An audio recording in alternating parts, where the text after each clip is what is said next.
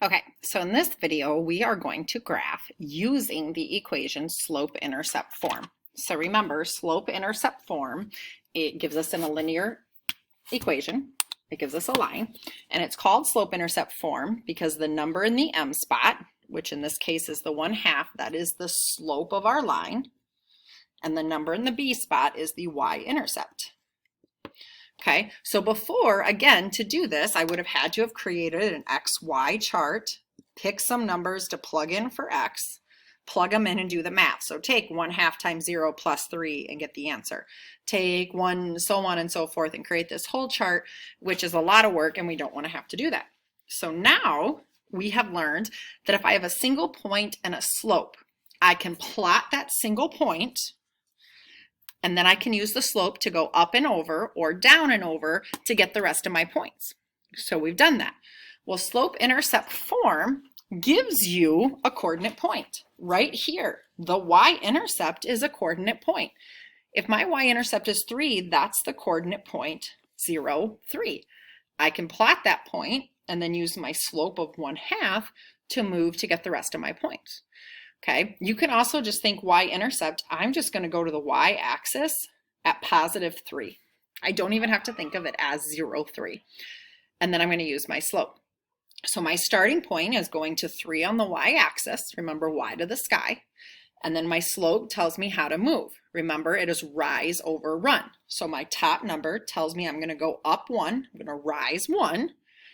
And then I'm going to run, go over 2. And remember, our over is always to the right. So I'm going to start at the coordinate point 0, 3, and then I'm going to go up 1 over 2, and I will have graphed the line y equals 1/2 x plus 3. So I'm going to go to 3 on the y-axis, and now the slope says to go up 1 over 2. Up 1 over 2, up 1 over 2, up 1 over 2. I drew a very bad line, but I have now graphed that line, just going right through my points. You want to get about 4 points. You technically only need 2 points to graph a line, but to really see it, 3 or 4 is probably the way you want to go. Okay, so let's try another one.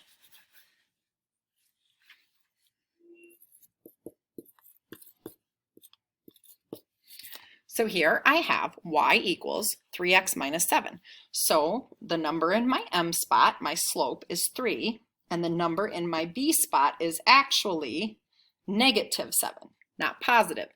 This means my starting point, I'm going to go to negative 7 on the y-axis. So I'm going to go below the origin to negative 7. My slope is 3.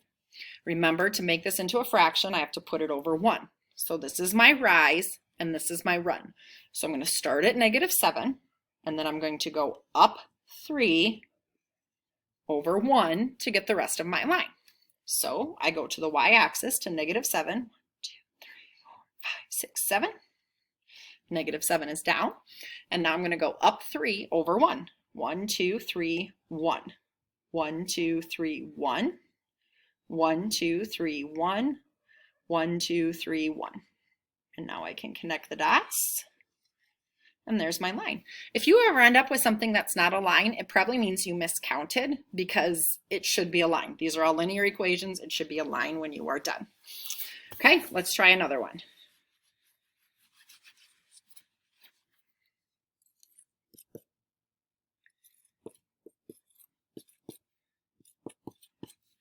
Okay, so y equals negative 2/3 x plus 4. So remember, my m, it has the negative on the bottom.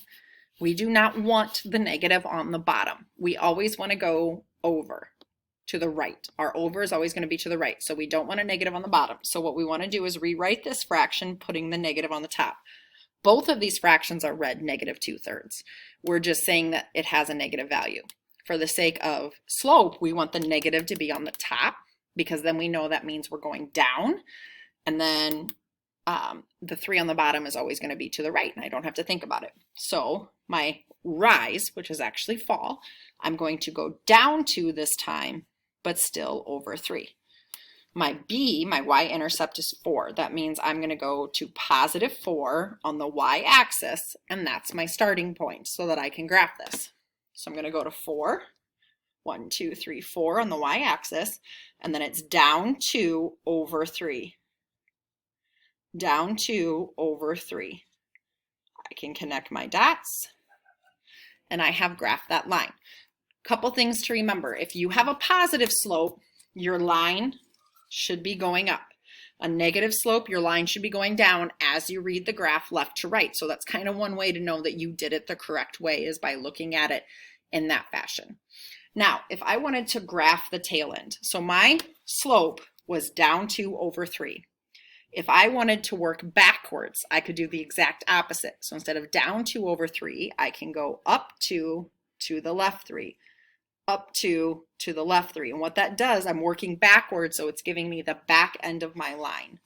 We don't always have to do that, but sometimes, depending on the size of your graph, you have to work backwards in order to see the line, see it in a different way. So that is how you graph if you have a line in slope intercept form.